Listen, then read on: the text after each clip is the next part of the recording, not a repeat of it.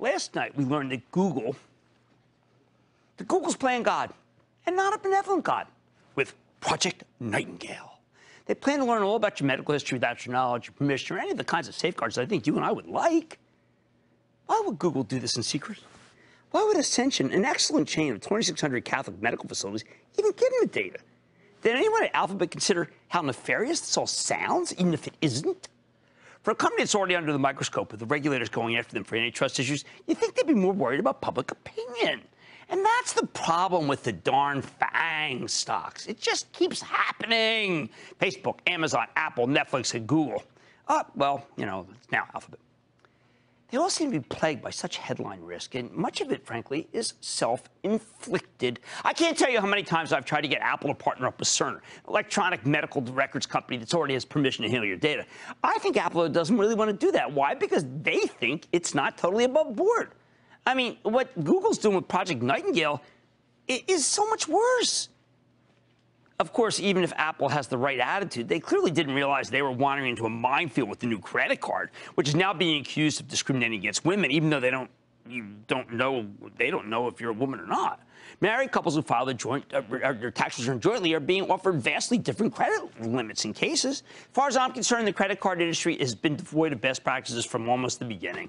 And that means you need to default to the cleanest player of the group. Maybe you default to J.P. Morgan. Whatever J.P. Morgan does with its credit card, Apple should do too. Stop making it so that you're reinventing the wheel. Granted, it's Goldman Sachs that's actually doing this stuff, but Apple's the one who gave them the business. Anything Goldman does anything they do wrong blows back on Apple.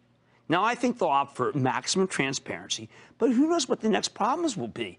More headline risk? Credit cards, a tough industry with different mores. What else? Yesterday, Facebook said it's going to start hiding the number of likes on Instagram because they don't want to hurt the mental health of young people. Well, there are two ways to look at this. You could say, bravo, Facebook, for taking action that might dent their numbers. Or you could say, wait a second, I didn't know that Instagram was hurting the mental health of teenagers. I feel like they're just giving some ambulance-chasing lawyers ammo with that statement. Another minefield. There was an article this morning in the Wall Street Journal.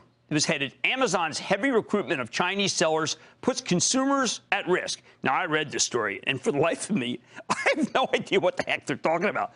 But it just smacks of another seemingly dubious thing that Walmart isn't doing, or Target, or Costco. And again, it's secretive. It never ends with these guys. What are the consequences? Simple. We simply can't pay as much for these big tech stocks as we used to. Don't they see that? Don't the CEOs see that? Don't the board of directors see that? Because the long knives are out for them because of all these things I just mentioned. All right, so maybe Netflix isn't involved with regular scrutiny, but Disney Plus launching today is facing some serious new competition. Is there anything that can be done here? Yes, and that's what's so frustrating.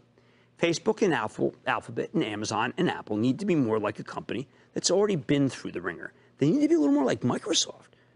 Develop businesses that aren't secretive. Be transparent in everything you do. Most importantly, they need to use the old adage I was taught by my lawyers 35 years ago, and what they drummed into my head. They'd always say, so how would that look on the front page of the New York Times? Well, how about all those stories that say, how would they look on the front page of the New York Times? The answer is bad, suboptimal. So don't do it. These stories all look terrible, which brings me to the real reason why the FAANG names always seem to be in hot water.